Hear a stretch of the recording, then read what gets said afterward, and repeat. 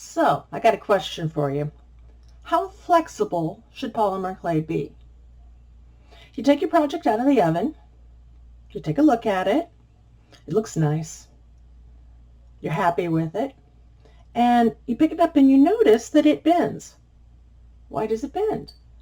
Now, a lot of people think that polymer clay should be rigid and hard like ceramic. So in other words, if you tap it, then it makes a clunk sound and that it's hard. But a funny thing happens. A lot of people, when they're brand new, they take their polymer clay, they notice that it's flexible and they start flexing it and it does that. And they don't know what to do because obviously something's not quite right. Now, a lot of people believe that, or if you go on online forums, what people will tell you is that the reason why your polymer clay is breaking like this so easily is because you've not conditioned it long enough, or that you have baked it too long. Oh, that is not true. That is absolutely not true. This kind of brittleness, this breakability, happens because the polymer clay is not baked long enough or hot enough. It's really that simple. Now, how flexible should polymer clay be? Well, here's an example. This is Primo Translucent, and these are rolled out on about a 5 on my pasta machine and cut out with a cutter and baked for about an hour at the normal temperature.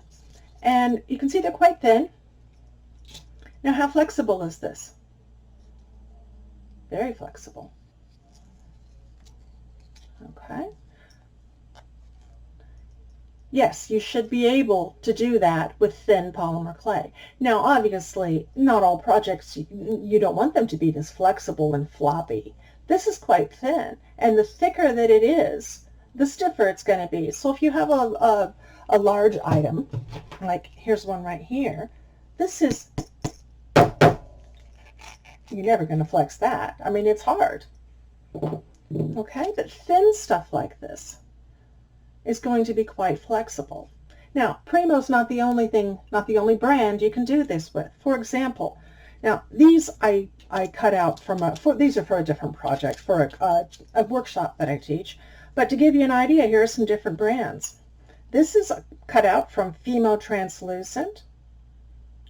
It's just as flexible. This one's a little bit stiffer. This is also Primo Translucent. Primo Translucent used to come in colors, so that's what this is. And it's very, very floppy, very bendable.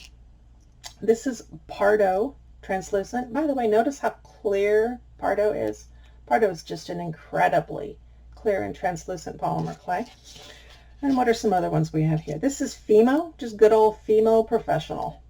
And notice it's also just as flexible. This is Primo again. This was their Zinc Translucent. I'm sorry, not Zinc Translucent. Primo Zinc Yellow. And it is, again, very flexible. This is Souffle. Sculpey Souffle is flippy floppy. It's very, very flexible. It's also quite opaque, as you can see here. And this one finally is Kato poly clay. Kato is the stiffest of the clays. If you're having problems and that you need something to be stiffer, Kato is stiffer than the other brands, but as you can see, it's still plenty flexible. So this kind of flexibility is possible if your polymer clay is cured properly. In order to do that, you need to bake it long enough and hot enough. Okay? Now, what can you do with really thin pieces of clay like that? Well, I like to use translucent clay because you can layer the colors and the light can shine through it, and you can get an overlap of the colors. It's kind of a fun effect. See that? But these are plenty durable, and no, the jump rings will not pull out. If you're having that problem with your earrings, they are not baked long enough or hard enough. Now, one other little caveat to this, and that is, what about Sculpey 3? People all say that Sculpey 3 is very brittle and you should never use it. Well, do you know why?